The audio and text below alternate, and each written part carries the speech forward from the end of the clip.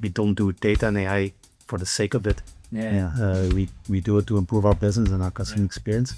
And so you really need to start from customer problems or the things that you want to achieve in your business.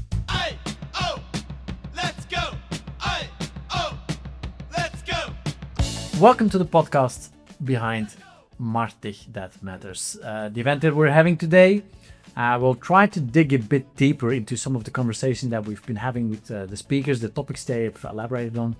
My name is Hans, Strategy Director Partner at IO, and your host for this session. Today I'm having Kim. Kim, welcome. Hey Hans, thanks for having me. Well, first of all, I loved your presentation. It was really practical, down to earth, but also showcasing what is the potential. Before we dive into that, maybe a short introduction to the audience. Who is Kim and what do you do exactly at Telenet? Yeah, so I'm Kim. I'm leading data and AI at Telenet. I have a strong background in marketing, so on the business side. And so now my mission is really to connect the two, business and data and AI, to make sure that we get most value out of it. Yeah, thank you. You've been working with data and AI for many years. Yes. What was the moment when you thought, well, maybe AI can actually start solving some of our issues?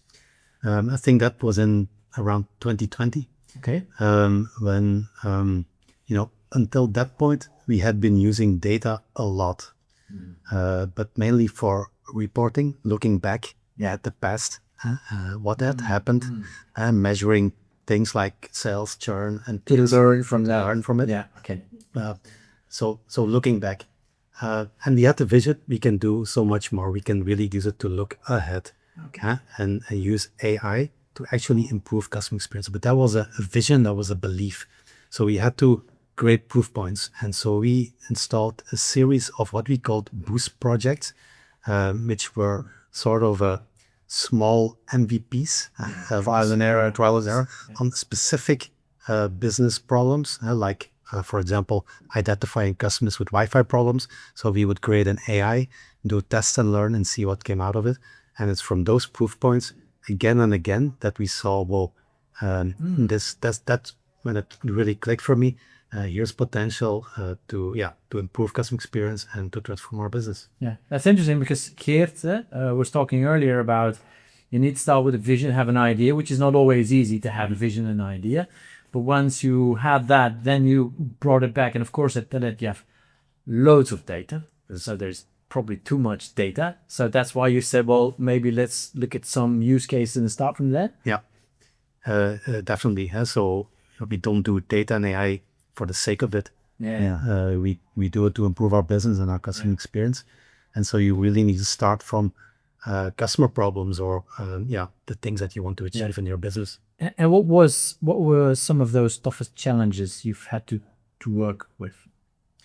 So I think probably an unexpected tough challenge was in 2023 when we migrated our IT system from old legacy to a new platform, and we experienced more issues than we had expected. And so that was a bit of a tough situation, that's also when the data and AI team really stood up. They created something that we internally called the Friction Finder. The Friction Finder that could help pinpoint our IT people where they had to solve the IT problems so that we could get most of the customer pain points away as soon as possible. And so that helped us get out of the woods in that situation faster.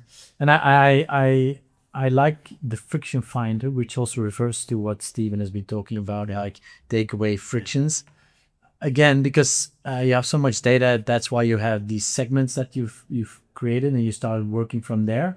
At the same time, there are a lot of misconceptions about AI and user experience. What would be the biggest one you've encountered? Several misconceptions in AI and customer experience. Probably the biggest one is that it's all about automation and so on, and they mean cutting costs and replacing people. Well, I think that actually there's a huge opportunity in augmentation. So using it to improve the customer experience, using AI to help companies understand the customers better, to their behaviors and their needs, and then to design a customer experience that then meets the needs. Yeah, I like how you phrase it: automation versus augmentation. I've been talking to Caroline earlier, and she also said, I asked her the question. A lot of companies, of course, have a lot of legacy. You also had a point where you just said, well, this is what we have, but this is not helping us moving forward. I mean, imagine that must have been a huge process to go through, because also it requires investments, audits, choices you have to make. Did that take a lot of time? You mean the IT system? Yeah. Yes, that's a serious migration. It's it has been a multi-year program. Yes. Yeah, I can imagine. Do you think customers really care about AI that's behind the scene, or they just want the experience? I don't think they care too much. I think that they're not going to say like, when it's going well, like, wow, what a great algorithm you have there. I think that what's important is the customer experience. So it needs to be something that is working well. It's frictionless, and it's easy, it's relevant, and it makes them feel understood. Yeah. And if you can do that, it doesn't matter whether AI is behind it or not. So I don't think we should try to make AI more visible.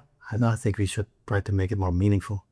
Well, that's what I really liked about the case that you said, like, we're using it, we're not shouting about it. People are using more and more. Do you think that's because of word of mouth, or are people just curious to discover? With the Gen AI based customer chatbot that we introduced without any communication so far, and it's actually not so easy to find in the app yet, but still we saw massive use already. I think there's a genuine appetite in a proposition like that, in a service like that, because it's quite effortless. It requires less personal time investment than calling our call center when you have a problem. And it's instant, it's 24/7. So I think that there's a real appetite. I think if we're going to communicate it, I think the uptake is going to go even harder. But what I love about this example is you have so many clients, you have so many data. You start to launch this, and you said, we started with our frequently asked questions as the base. I think that is such a good example for many companies who are maybe struggling. Like, it feels like there's a huge gap. I don't know where to start. You just said, well, start with the basics. Right? And I can imagine you're growing tremendously from the knowledge perspective, because it was like what Tom was speaking about, like intent. What are people looking for? What is the answer they're looking for? Do you evaluate it month after month, week after week, to see what are we learning from these conversations? Yeah, definitely. So indeed, as you said, we start with the basics. So it's also the easiest. And we wanted to make sure that we could master accuracy in helping answer customer questions on easier stuff before we would go in more advanced questions like troubleshooting or personalized questions. Now that we have it live, so we see all the questions, and some of the questions are in scope of what it can do. So about frequently asked questions. We also see what are questions that we cannot yet answer with the chatbot yet, because we haven't seen the insights. So this gives tremendous, very rich insights in what are the next use cases that we have to implement. Yeah. So even if you don't, or even if you wouldn't have a vision, just starting with some small pieces, working, building the roadmap, using the insights to see, okay, this is the kind of intent or questions that we're having, and this is how we can start thinking ahead. That is probably a very practical way to move forward. Exactly. It's a triangulation of two things. So top-down thinking of, where do we see most customers calling us? Where do we see most value?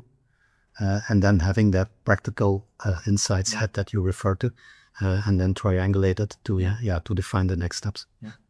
When we talk about data, if you have loads of data, there might be a risk in losing yourself in all the data.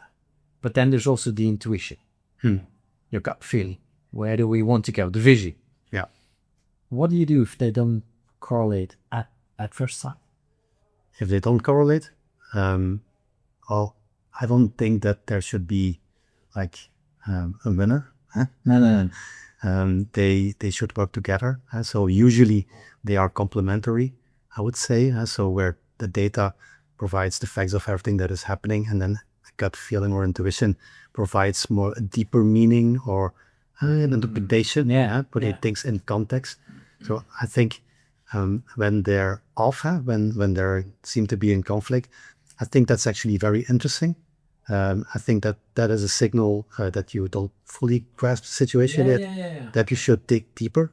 I think that, the best decisions are when you can combine the two, provide data to anchor the discussion, and then gut feeling or intuition to really put it in context. Yeah, but I think that resonates with what the other speakers also have been mentioning, like having the two different chefs in the kitchen and really listening to each other and having all the C-level people talking to each other as one team, not as siloed. And that's how you kind of have the discussions and try to figure it out together, right? Yeah. Okay. In this area, do you think that organizations like IO, who understand there is the technical element that has to be in place, but also understand the human interaction, the customer experience adds value for big companies like you? Because I can imagine smaller companies might have a bigger need for external partners, but you seem to be quite a big organization. How does that fit? Yeah. So I think that a lot of magic in customer experience is at the crossroads between technology and then the human side, as you call it. And so I think companies that understand both are very useful, very helpful to help companies like ourselves to connect the dots and, to bridge together. Which I like also is that in your story, you brought it back to the smile. Which it's like, yes, of course, we are thinking about customer experience, but what can make our customers bring that little smile, and then correlating and that bringing out that, I think that was a very good example of data, technology, and brand coming together. Maybe one final question. What's one thing data and I will not replace from your perspective? Big question. It's a big question, yes. But I think I would go for real authentic empathy within crucial situations. And so, with data and AI, we can use it to understand the needs of customers very well, the behaviors, and then we can help. We can use it to create something that is really easy, relevant, and make them feel understood. And that works in many situations. But there are some crucial situations, some moments of truth when there's a problem, or when as a customer maybe you made a mistake, you maybe bought something that actually you don't need and now you don't want it anymore. So these are situations where you should be able to fall back to a human that genuinely listens and then understands the emotion behind it and gives a support with care. Yeah, might be a combination of the human empathy, the technology as an enabler, and then bring it back to the 10-minute smile. Exactly. Let's go! Aye.